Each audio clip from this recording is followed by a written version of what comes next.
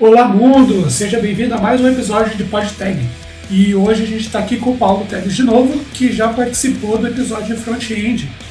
E hoje a gente vai bater um papo muito legal sobre computação em nuvem e virtualização de infraestruturas. Então se prepara aí porque hoje o papo está muito maneiro e vamos para o PodTag. Eu sou o Renan e que diabos é isso de computação na nuvem? Aqui é João Vitor e computação na nuvem é só o computador de outra pessoa. Aqui é o Paulo e essa nuvem aí, parece que vai chover, hein?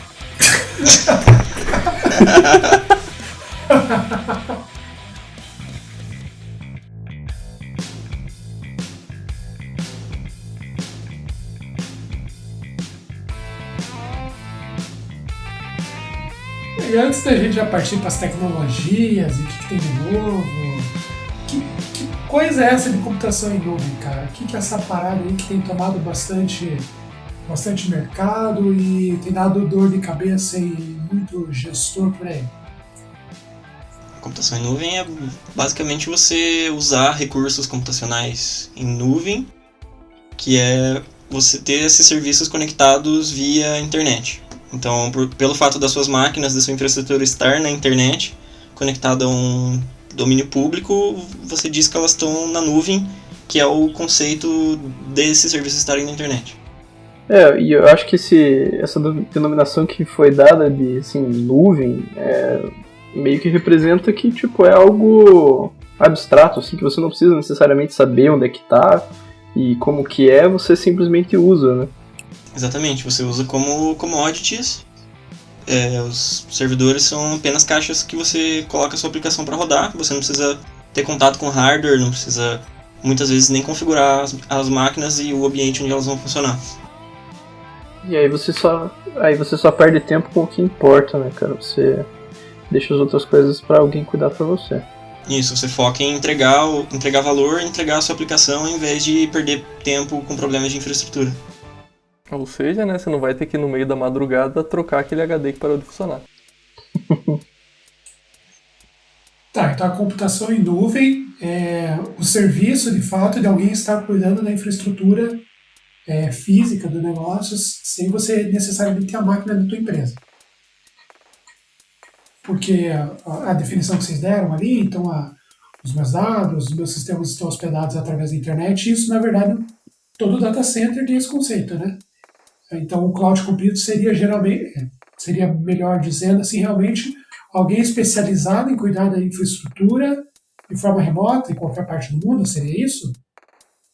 Isso, você delega a um terceiro a responsabilidade de gerenciar o hardware e os servidores que estão por trás da tua infraestrutura.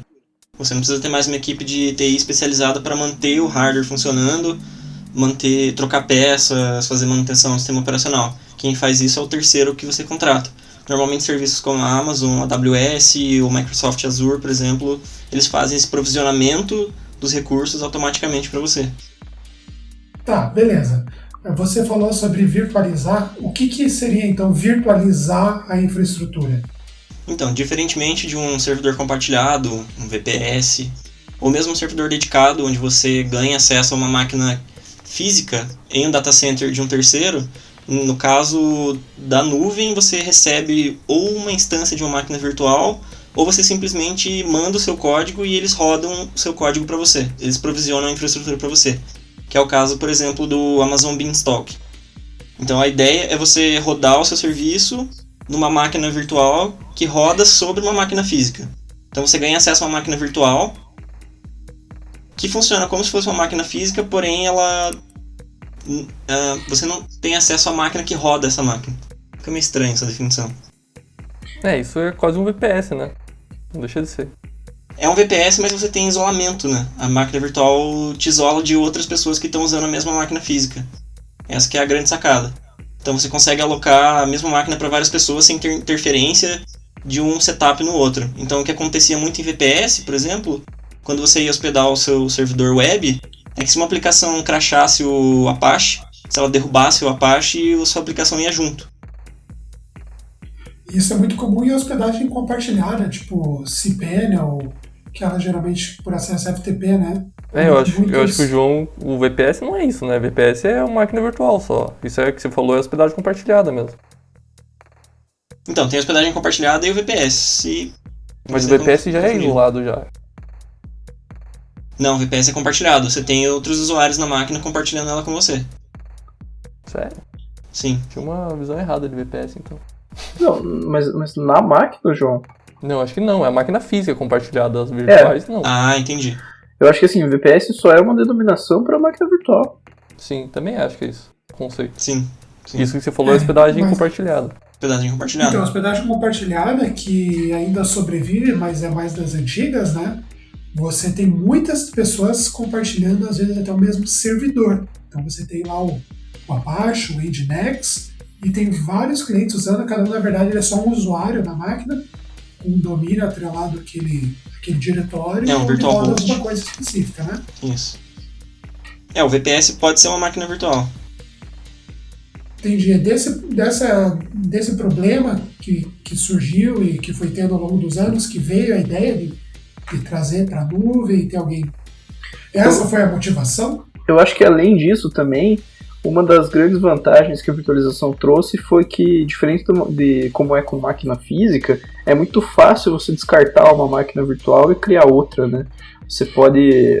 preciso de mais recurso agora, eu mato essa máquina, coloco mais recurso aqui para ela e subo de novo, né? Por exemplo, para você editar o número de processadores alocados, é simplesmente você desligar a máquina, modificar esses parâmetros e ligá-la de novo, assim como a memória. Diferentemente de uma máquina física, onde você tem que ir lá no data center e trocar a memória. Outra coisa também é você fazer a configuração do sistema operacional. Como o Paulo falou, é fácil você desligar uma máquina virtual e criar outra. Então você consegue, a partir de uma imagem, voltar com o sistema operacional limpo.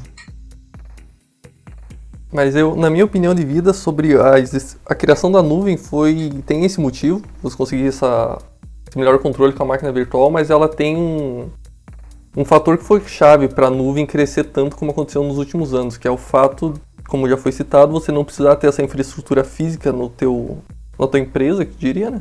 De servidores, ter que dar essa manutenção, que é extremamente complicado. O servidor estraga HD dependendo do uso dele, a cada 6 meses, um ano tem que trocar. Mas o fator, de volta, repetindo, relevante para a criação da nuvem foi a depreciação do servidor, né? Em questão monetária mesmo. Você paga muito caro no servidor e depois de 2 anos, basicamente, ele é lixo, porque ele saiu da garantia. Com certeza.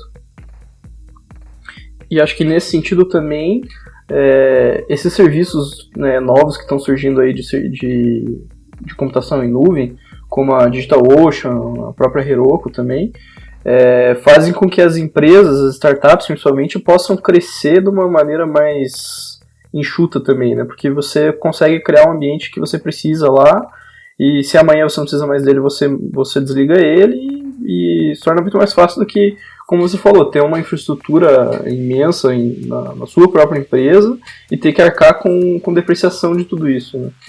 Além da depreciação, compra e manutenção de hardware, você também evita ter uma equipe especializada para cuidar do seu data center, evita problemas de gerenciamento de energia e você só paga pelo que você usa. Porque quem é responsável por manter o servidor físico ocupado não é mais você. Você não tem a sua infraestrutura ociosa, por exemplo, durante a madrugada, mas você consegue pagar somente pelo que você usa. Você não fica com máquina ociosa, né? Essa é a questão. Exatamente, você faz o provedor de serviços de nuvem consegue fazer um melhor uso do hardware físico. Tá, a computação em nuvem parece realmente muito vantajosa, tá? Mas pergunto para vocês, quais seriam as desvantagens que tem de eu colocar uma infraestrutura na nuvem? Você quer o monetário ou questão de segurança? Cara, o que você vê de desvantagem. Porque, assim, toda vez que eu ouço falar de computação em nuvem, sempre é muito vantajoso, é muito bom, escala e tudo mais. Só que eu queria ver, assim, tipo, por que muitas empresas ainda sentem receio de colocar? Quais são os motivos que levam a empresa a tomar a decisão de manter os servidores com ela? Ou quais são os motivos que levam ela, não, beleza, vamos colocar lá na Amazon, na Google, enfim. Bom, o primeiro motivo é custo de licenciamento. Se você quer rodar a sua infraestrutura na nuvem, você tem que pagar o licenciamento para executá-la na nuvem. Se você já tem um licenciamento legado para rodar na sua infraestrutura, não é trivial de migrar isso. Eu acho que Outro fator que também é pesado na nuvem, que você só vê depois que você tem um certo volume, que se chama tráfego. Isso custa muito caro. Eu acho que um fator importante também, principalmente em empresas mais conservadoras, é o medo de ter os dados delas hospedados em algum lugar, não sei aonde, não sei quando, não sei porquê. Então, assim, o medo de vazar isso, o medo de acontecer qualquer coisa com a propriedade intelectual da empresa que está hospedada num servidor lá no Até canto mesmo dos você Estados pode, Unidos. o provedor de serviços pode tanto acessar os seus recursos que estão hospedados lá, quanto um pedido de um governo que seja um governo estrangeiro. Se o seu data center está num país estrangeiro, Exatamente. ele está sujeito às leis daquele país. Então pode-se especular que é possível haver casos de espionagem. João jogou a bola e agora tem que chutar, João. O que é isso daí? Teve o vazamento dos arquivos da NSA pelo Snowden, das práticas que a NSA faz de coleta de informações. Então, um exemplo seria uma dessas agências estar espionando tanto o tráfego quanto é possível legalmente pedir acesso aos seus dados, se eles estiverem num país estrangeiro, né? Você pode, não precisa nem de engenharia reversa, né? Você pede acesso, vê o código-fonte e você descobre as falhas. Um ponto interessante dentro disso daí, que eu vejo que é uma vantagem até certo ponto, quando você tem estrutura sua, né, e você tem pessoal também para cuidar da estrutura, é que você tem controle da segurança para conter ataque ou outro tipo, né, de situação. Porque quando você tem uma máquina, por exemplo, lá na Amazon ou na DigitalOcean, você tem a responsabilidade, claro, existem ferramentas que auxiliam, né, mas a responsabilidade de configurar isso daí continua sendo tua, né? Por exemplo, na DigitalOcean lá, você tem algumas opções, mas supondo que você pegue uma máquina comum lá, um Ubuntu da vida, vai ser cru, assim, se vira, daqui para frente você configura tudo, né? Então talvez seja algum argumento que grandes empresas ainda têm, eu vejo pelo menos assim. Mas a gente tem que tomar cuidado com isso também, porque às vezes não é bem assim, né? Por exemplo, eu tenho um caso que eu trabalhei de uma aplicação que a gente estava fazendo uma análise de segurança sobre ela, sobre vulnerabilidades que essa aplicação tinha, e aí a gente replicou o ambiente de produção dessa aplicação na Amazon. Essa aplicação estava hospedada em infraestrutura local e a gente replicou esse ambiente na Amazon. Sem configurar nada a mais na Amazon, uma das vulnerabilidades que a gente identificou não pôde ser explorada no ambiente da Amazon, porque a Amazon faz algum tipo de proteção no meio do caminho, né? E isso sem que a gente nem soubesse. Então, até foi difícil para a gente identificar que a gente não estava conseguindo explorar aquela falha naquele ambiente porque a Amazon estava fazendo alguma coisa, né? Uma outra questão que, voltando agora às desvantagens, é que a sua aplicação tem que ser projetada ou arquitetada para escalar horizontalmente. O que quer dizer isso?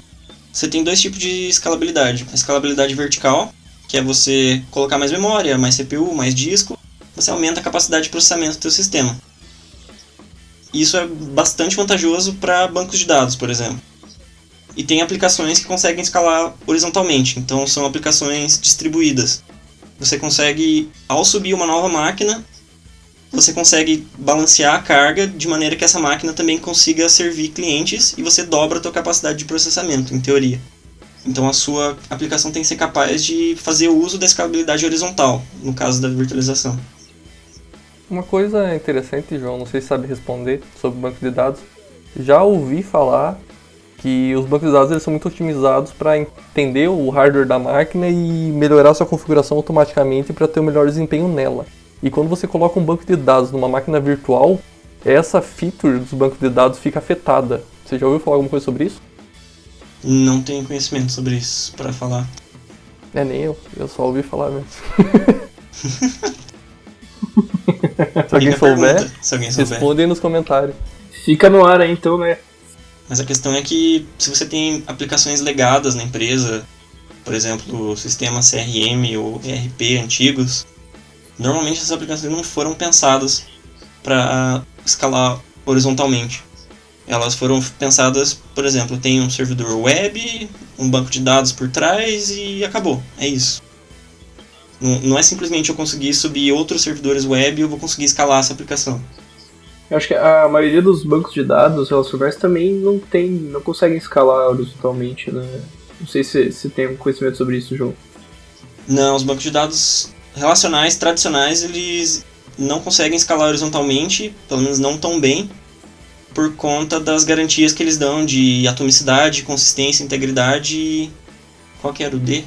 Durabilidade. Então é atomicidade, consistência, isolamento e durabilidade. Então por ter todas essas garantias, o banco não consegue escalar horizontalmente, porque já tem um teorema matemático que foi provado, que é o teorema CAP, que é de consistência, disponibilidade e tolerância a partições. O que isso quer dizer? Disponibilidade quer dizer que um cliente consegue sempre ler e escrever no teu banco. Consistência quer dizer que todos os clientes têm a mesma visão dos dados. E tolerância a partições é quando você particiona a tua rede, ou seja, quando você começa a distribuir o sistema, ou você tem um dos sistemas que falha, se o sistema consegue se manter funcionando. E foi provado que os sistemas conseguem atender somente 2 dessas 3 condições. Então você tem que escolher 2 dessas 3 no máximo para o seu sistema atender. No caso dos bancos relacionais, eles são projetados para atender 2 coisas, que é disponibilidade e consistência. Então, justamente por conta dessas condições ACID, o banco vai sempre tentar manter o máximo de consistência possível dos dados, e ele mantém, e sempre está disponível para consultas. Porém, quando você começa a ter falhas num contexto no sistema distribuído, ou seja, você tem várias cópias desse banco de dados, ele não consegue escalar tão bem. Reinvent the way you interact with technology with Amazon Web Services.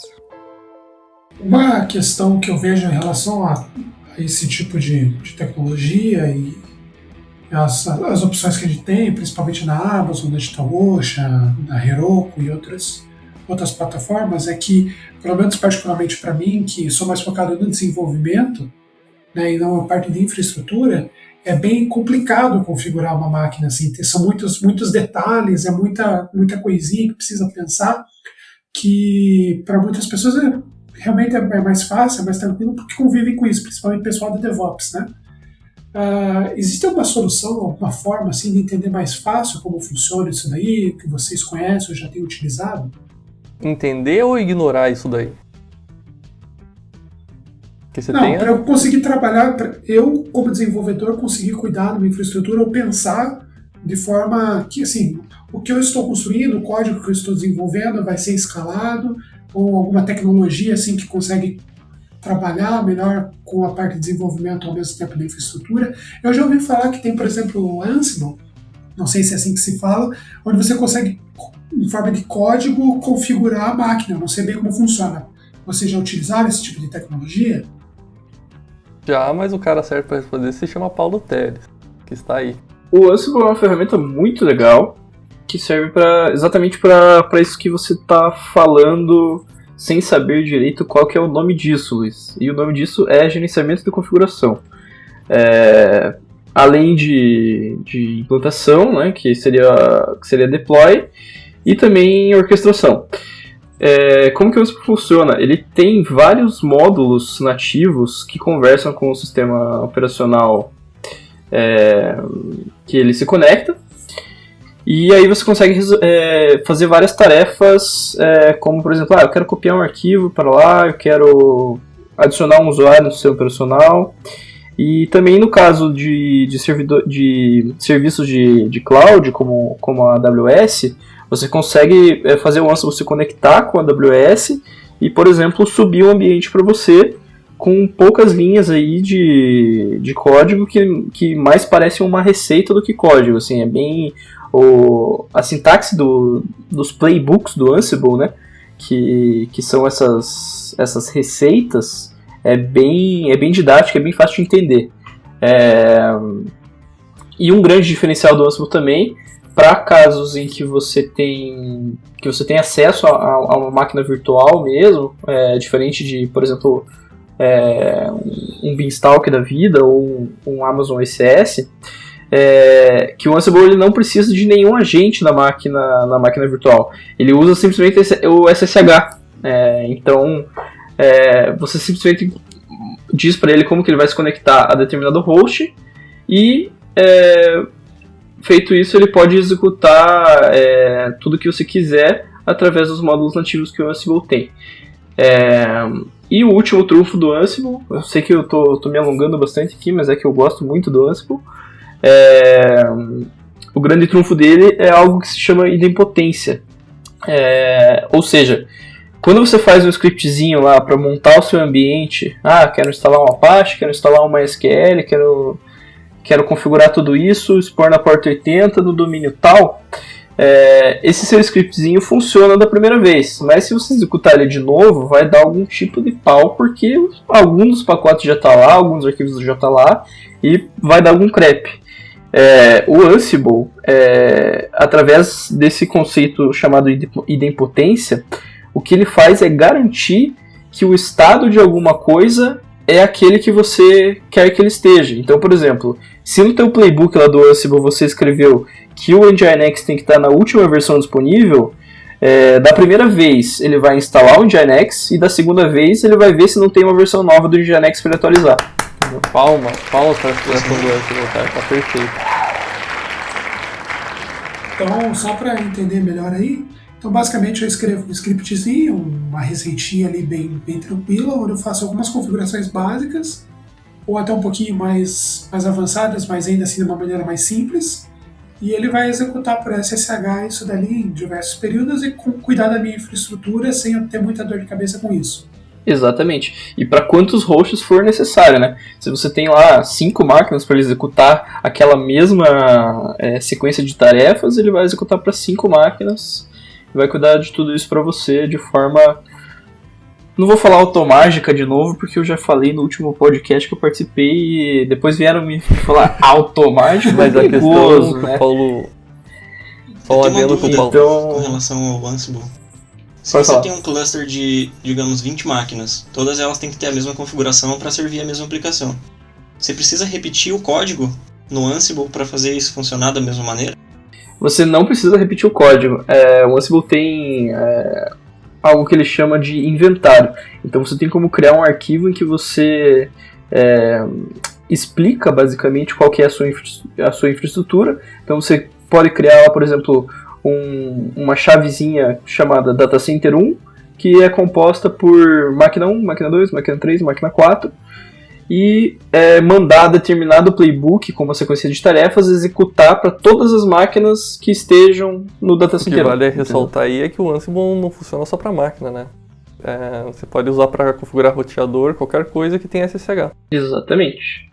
Inclusive, eu acho que o Renan já fez algo nesse sentido, né? Eu e o Paulo Teles, quando a gente tinha era um estágio no POP Paraná, da RNP, a gente fez um projeto que era basicamente isso, era configuração automática para os Junipers da rede.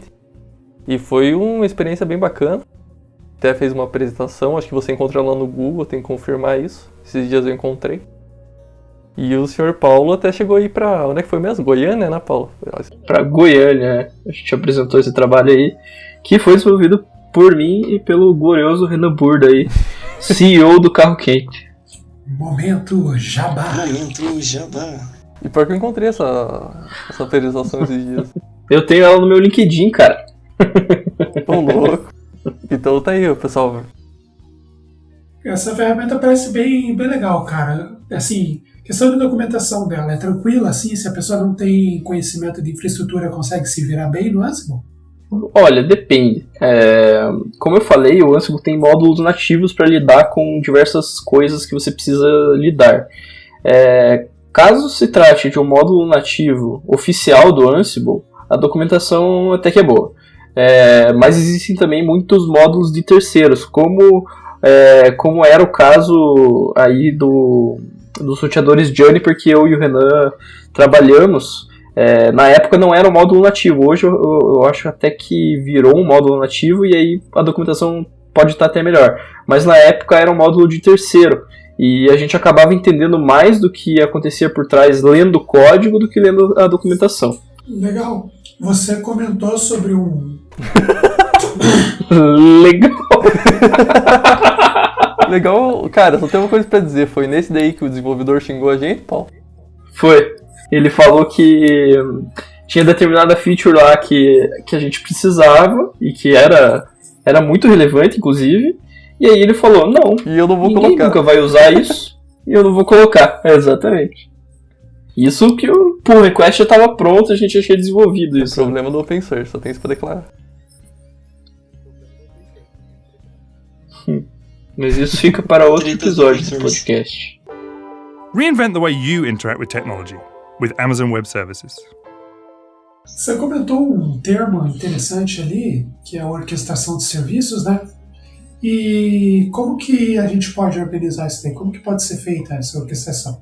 Orquestração de serviços basicamente é você criar aí pipelines dos seus serviços para você colocar eles no ar, né, e gerenciar eles no ar também. Então, basicamente você pode definir fluxos de trabalho aí, que seriam os pipelines, onde teria aí algumas tarefas que dependeriam de outras, e você pode definir assim, fluxos para as coisas acontecerem, em que condições podem ser atendidas ou não, e que determinadas coisas sejam executadas caso essas condições sejam atendidas, né? E aí... Mas aí entra uma série de questões, né? A primeira delas é que você maximiza a escalabilidade da sua aplicação, se ela tiver a arquitetura correta, é claro, enquanto minimiza os custos. Então, quando você tem recursos ociosos, ou seja, você subiu muitas máquinas virtuais para atender um pico na demanda pelo seu serviço, quando você tem uma queda nessa demanda, você pode desligar essas máquinas, e o orquestrador de serviços faz isso automaticamente para você. Exatamente. Outro exemplo legal também por exemplo, você tem uma nova versão da sua aplicação e você precisa subir ela para produção. Mas, nesse momento, tem 500 usuários ativos usando a sua aplicação, na versão antiga, né?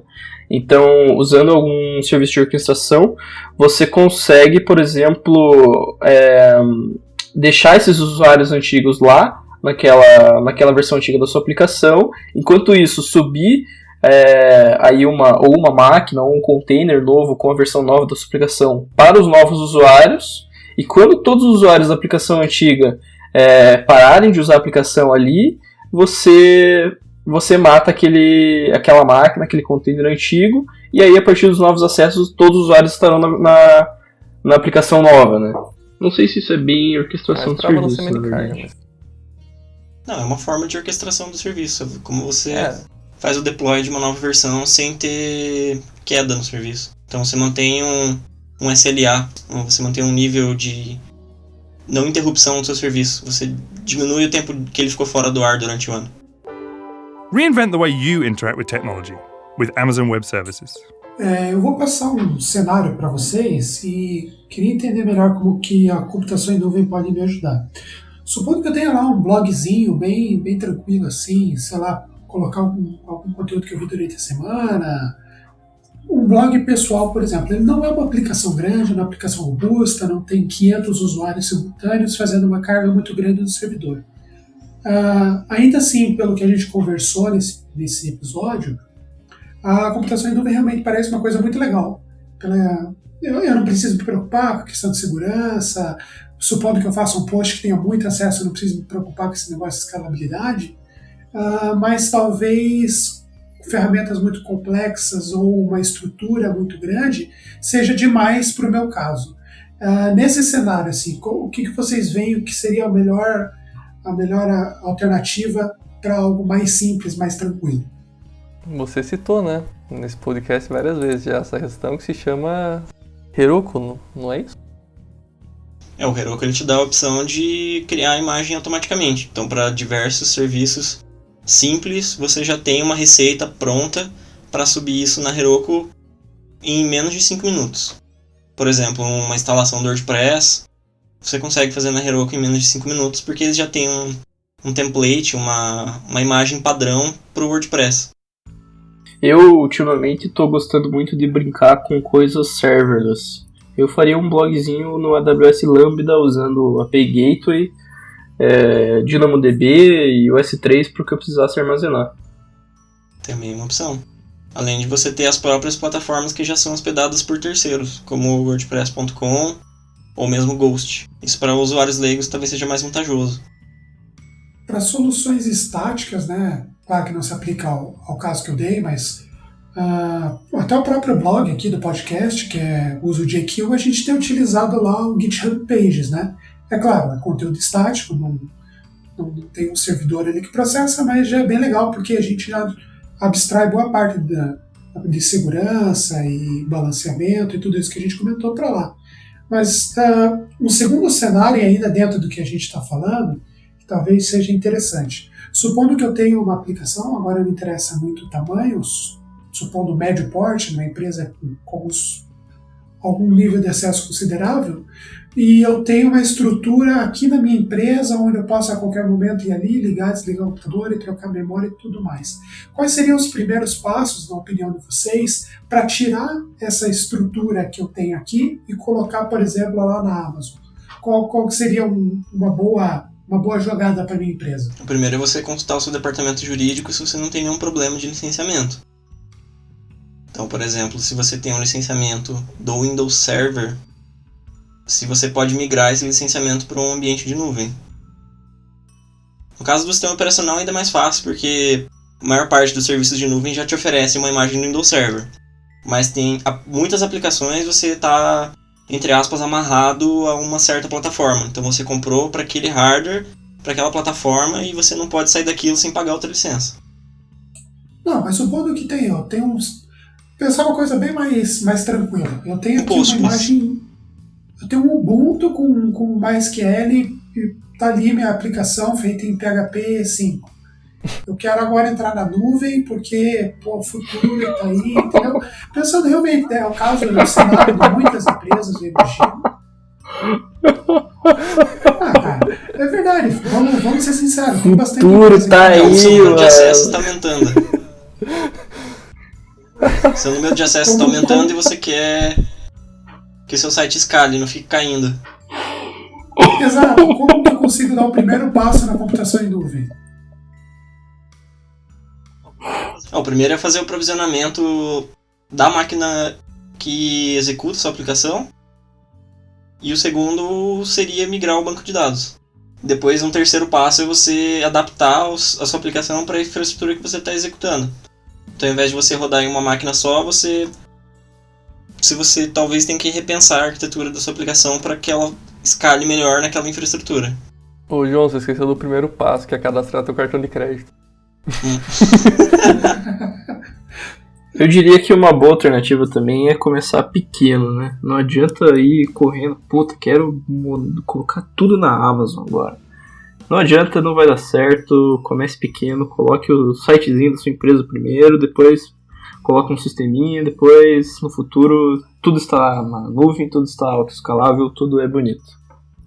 E a gente cita normalmente sempre a Amazon como uma referência à nuvem, porque eles dominam, se eu não me engano, 95% do mercado de computação na nuvem.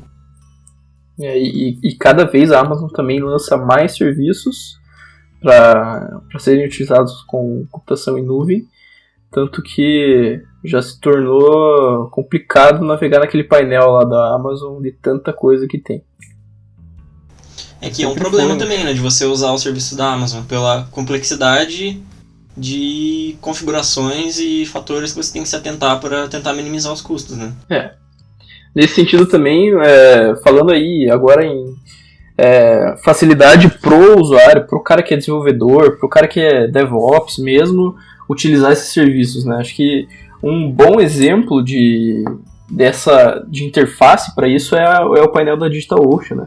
Eu acho muito bonito, muito fácil de mexer naquele painel. E sem dizer que a DigitalOcean tem até um shell para você acessar a máquina, né? Coisa que a Amazon não tem até hoje. Quem nunca se fechou no iptables pra fora, cara? Quem nunca se fechou no iptables pra fora que atira a primeira pedra? Reinvent the way you interact with technology with Amazon Web Services.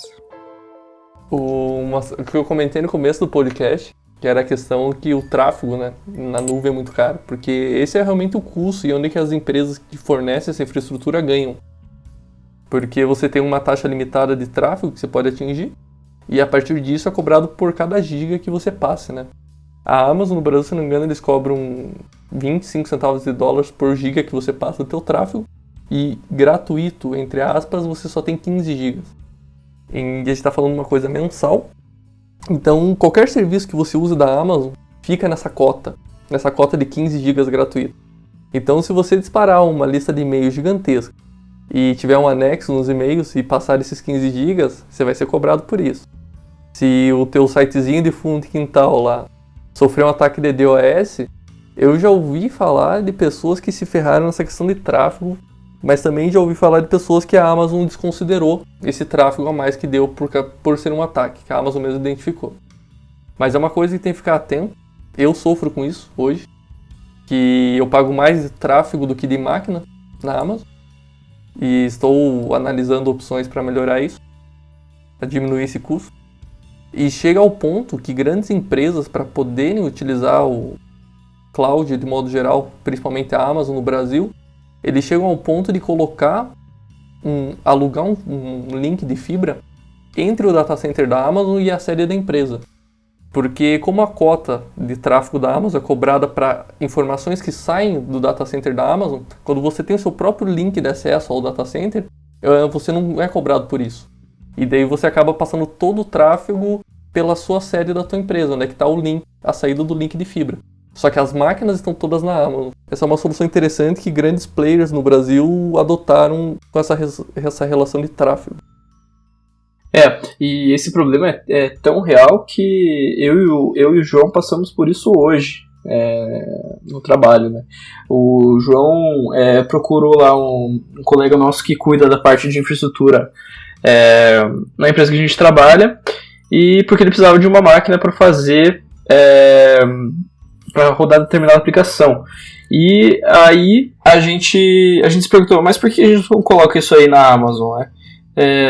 E aí exatamente essa questão de tráfego foi o que barrou a gente, porque a gente acabaria pagando muito caro pelo tráfego dessa aplicação, e acaba que sai mais barato rodar isso em infraestrutura local. Os caras querendo fazer streaming de vídeo. Não, cara, é carga do BI. Ô, louco, hein? O João pode falar melhor sobre isso. Para mover... É só um Não tem como adendo. você... Porque o banco de dados está na infraestrutura interna. E não faz sentido colocar isso na Amazon para os dados irem para lá e voltarem. Sim. O que é comentar sobre essa questão de tráfego, isso explica porque a Amazon comprou a Twitch TV, né? Que é um dos maiores plataformas de streaming. Porque eles têm toda a infraestrutura no mundo inteiro para fornecer essa informação. E por isso que eles não vão ter nenhum concorrente à altura. Tirando o YouTube, né? Que não chega a ser tão forte em live streams quanto é a Twitch. Para entrega de vídeo, né? Em questão de infraestrutura, eles têm concorrente. Tem? Sim, o Google Cloud Platform mas não chega nem a grande. 5% do mercado, rapaz. E o Microsoft Azure. Não, São isso é serviços piada, novos. né? Pra você ter ideia, cara, uma das cláusulas que a pessoal da Azure usa pra convencer as empresas é assim, cara. Se cair a nuvem da Cloud Azure, ela sair do ar, ficar fora de acesso, e a sua empresa tiver prejuízo por isso, eles ressarcem o seu prejuízo, cara. Só que a questão é a seguinte, não é a sua aplicação cair, é a Azure cair. É tipo você falar que a Amazon no Brasil cair, tá ligado? É um argumento tão, literalmente ridículo, a resposta é essa. Mas é algo que não é tão raro de acontecer, né? Por exemplo, no ano passado, não sei se esse ano já teve um caso grande, mas no ano passado eu lembro de pelo menos umas 2 ocasiões que deu problema em determinado serviço da Amazon, por exemplo. Não, mas é determinado porque a Amazon não é... Tá até no Brasil, né? Eles têm 3 data centers em São Paulo. E Mas isolados. até mesmo em rotas específicas. Teve um ataque no Route 53, que é o serviço de DNS da Amazon. E por um tempo conseguiram fazer... acho que conseguiram fazer spoof na tabela de roteamento dos sistemas autônomos da Amazon. Na tabela BGP. Isso é pesado, hein? Reinvent the way you interact with technology with Amazon Web Services. Se você pensa hoje em entrar na nuvem, no Brasil você tem outras opções, né? Que não tem nem perto, eu diria que nem perto a qualidade da Amazon, né? Local Web. Mas eu nunca cheguei a ter... Local Web, esse é o nome. Eles têm máquinas muito baratas, muito baratas se você comparar a Amazon. O senhor Paulo tem uma experiência que ele já comprou uma e testou. Eu já sou bem louquinho, tô me atentando à ideia de pegar uma máquina dessa só para colocar imagens nela, pelo simples fato que eles têm muito tráfego. E a tua cota de tráfego é muito alta, se eu não me engano, as máquinas começam com 1 tera de tráfego mensal, sendo que a Amazon te dá 15 GB só. Então isso é uma coisa que a local web se torna interessante. Qual é a sua experiência, Paulo? Eu testei uma VPSzinha lá da local web, achei bem interessante. Realmente, como o Renan falou, é muito barato. Se eu não me engano, era cerca de R$18 por mês. Uma VPS aí com uma vCPU, 512 de RAM e provavelmente 20 GB de SSD. E aí, acho que começa mesmo, como o Renan falou, com 1 tera de transferência. O que mais me chamou atenção foi a latência, cara. A latência era muito baixa, tanto que eu fiquei até surpreso com isso, assim, porque uma coisa comum quando você está mexendo via SSH em uma máquina DigitalOcean é aquela lentidão para você escrever alguns comandos, né? Comandos. E a experiência nesse sentido foi muito boa com a local web. Eu entrava na máquina do SSH e era tudo muito rápido. Esse foi o principal motivo que quando o Paulo entrou até eu questionei ele sobre essa questão, porque por esse preço que a local web oferece às máquinas, eu acreditava que eram nos Estados Unidos. Mas pela essa latência baixa, se comprovou que elas não podem estar nos Estados Unidos, porque nada é mais rápido que a luz. Não sei se vocês sabem dessa parte da física. Então, para ter uma latência baixa, a máquina tem que estar perto. Exatamente, se eu não me engano, a latência chegava aí a 16, 20 milissegundos, enquanto uma máquina aí nos Estados Unidos é no mínimo 100 e pouquinho, né? Sim, se eu não me engano, acho que o mais baixo que eu consegui da DigitalOcean foi 130, 150 milissegundos. Para algum tipo de serviço, isso afeta muito. Na minha opinião, para site, isso afeta milagrosamente. Isso. Não acho que é muito pouco, não, cara. Você vê a diferença. Você vê a diferença, mas... Então, por exemplo, você pode colocar o conteúdo pesado do seu site, como imagens, por exemplo, em um CDN como o Cloudflare, o Fastly, ou o próprio CloudFront da Amazon. E aí você deixa que ele cuide para você da replicação desse conteúdo em determinadas zonas de disponibilidade. E o seu site não sofre tanto caso ele esteja hospedado lá nos Estados Unidos. Né? Mas seria uma ideia bem interessante, né? Teu site carrega antes as imagens do que o HTML. A renderização. Se você usa o CloudFront da Amazon, isso pode acontecer, porque ele normalmente entrega isso onde estiver mais perto para o usuário. Deve ser uma experiência bem interessante, digamos. Mas essa é uma questão interessante, né? Até que ponto vale a pena você ter a máquina próxima fisicamente no data center Brasil? Que a Amazon tem o seu valor cobrado pelo data center que você está no mundo, né? Você tem que escolher isso. Para quem não sabe, é assim que funciona. E os valores mais caros que tem se chama Brasil-São Paulo. Se você comparar com o valor cobrado num data center da Amazon nos Estados Unidos, você tem uma grande diferença em questão de custo. E até que ponto vale a pena isso? Você ter uma máquina mais próxima ou você joga a aplicação para fora e deixa os arquivos numa CDN? Você sabe alguma informação sobre essa questão? Porque em teoria não deve dar diferença, né? Mas na prática, vocês conhecem alguém que faz isso? Eu acho que esse silêncio diz não. Se alguém que está ouvindo a gente souber de alguma empresa que faz isso, deixa o sistema fora e redistribui o conteúdo por CDN, faz um comentário aí que eu tenho interesse em analisar como esse comportamento funciona.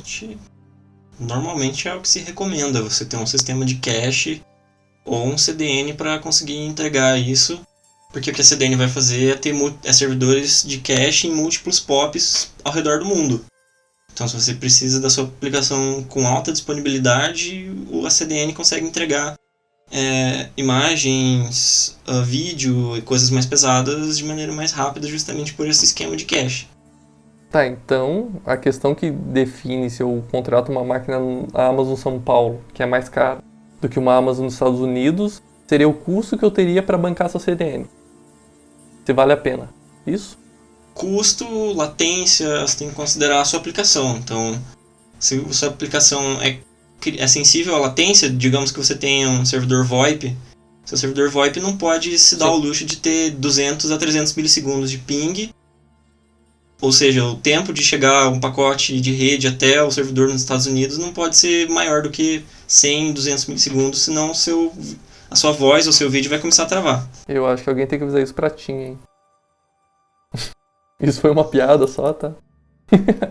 Processinho. E por que vocês acham que as opções aqui no Brasil são bem escassas? Vocês comentaram do imposto. O nome disso se chama imposto. O imposto lá fora é muito baixo para comprar hardware. E isso no Brasil dificulta tudo. Como também dificulta você ter o próprio servidor. O custo para você comprar isso é muito caro. Eu acho que tem outras questões também, questão de disponibilidade de diversas fontes de energia, por exemplo. Também. Em alguns estados você só tem opção estatal. No caso do Paraná, por exemplo. Você não pode comprar energia de outro fornecedor. Pelo menos não que eu saiba. Então, se caiu a infraestrutura do fornecedor público de energia elétrica, o seu data center fica fora do ar. Isso aumenta o teu custo de operação. Você tem o próprio custo do Brasil, que o Burda falou. Então, o custo de importar hardware é muito alto por conta dos impostos e pelo fato deles não serem fabricados no Brasil. E você tem o custo também de funcionários, infraestrutura, que é maior também, justamente pelo custo do Brasil.